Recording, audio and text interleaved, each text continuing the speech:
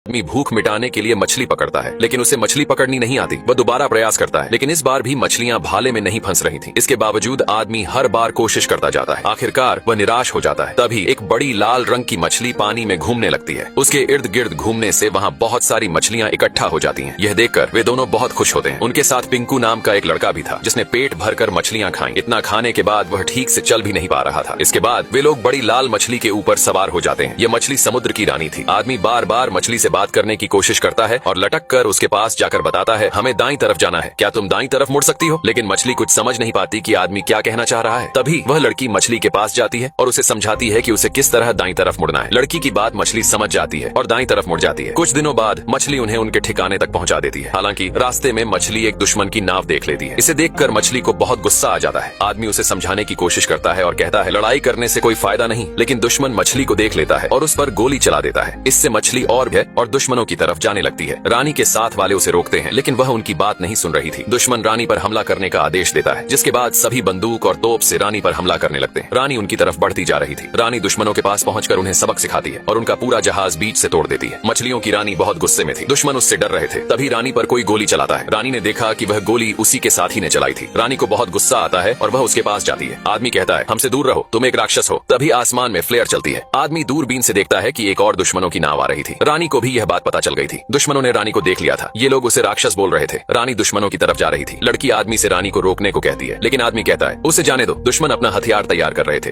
रानी उनके पास पहुंच चुकी थी। ये लोग एक सही समय का इंतजार कर रहे थे। तभी रानी पानी के नीचे से उनकी तरफ जाने लगती है। दुश्मन रानी की तरफ एक भाला छोड़ता है, जिससे भाला रानी को लग जाता है। रानी पानी में गिर जाती है। समुद्र की रानी मछलियों की रक्षा करती थी। वह किसी को मछलियां पकड़ने नहीं देती थी। लेकिन अब वह मरी हुई शिकारी रानी के पास जाता है और कहता है, हिलने की कोशिश भी मत करना, जितना हिलोगी जहर उतना फैलेगा। भलाई इसी में है कि शांत रहो। सभी लोग उस धन से हुए भाले को निकाल देते हैं और रस्सी से रानी को बांधने लगते हैं। समुद्र की रानी इतनी बड़ी थी कि इंसान उसके सामने चींटी के समान था। शिकारी रानी को अपने साथ लेकर जा रहे थे। अगली सुबह वे अपने महल के पास पहुंच चुके थे, लेकिन रानी की दोस्त उसे बचाने के लिए उसके पास जा रही थी। वह रस्सी को काटने लगती है। रानी को महल के अंदर लाया जाता है, जिसे देखकर यहाँ के सभी लोग बहुत खुशी मनाते हैं, क्योंकि वे रानी को राक्षस समझते थे। महल की महारानी भी बहुत प्रसन्न होती है और कहती है, तुमने एक बहादुरी वाला काम किया है जो तारीफ के काबिल है। शिकारी कहता है, महारानी, आप ही ने मुझे डरपोक और बुजदिल शिकारी कहा था, शायद आप भूल चुकी हैं। शिकारी को खुद पर घमंड था। वह समुद्र की रानी के पास जाकर कहता है, तुम्हारा यह राज्य और दौलत मेरे सामने सब फीका है। महारानी को यह सुनकर बहुत बुरा लगता है। इसी बीच लड़की अभी भी रस्सी को काट रही थी। शिकारी रानी को मारने जा रहा था। तभी लड़की के पास शिकारी की साथी आती है और कहती है, शायद हमने समुद्र की रानी को पकड़कर गलती कर दी है। फिर वह अपनी तलवार से रस्सी काट देती है। रानी को होश आ चुका था। सभी लोग वहाँ से भागने लगे, लेकिन रानी के शरीर में अभी भी थोड़ा जहर बाकी था, जिस वजह से वह खुद को संभाल नहीं पा रही थी। महल भी तबाह हो रहा था। यह देखकर महल की महारानी घबरा गई। तभी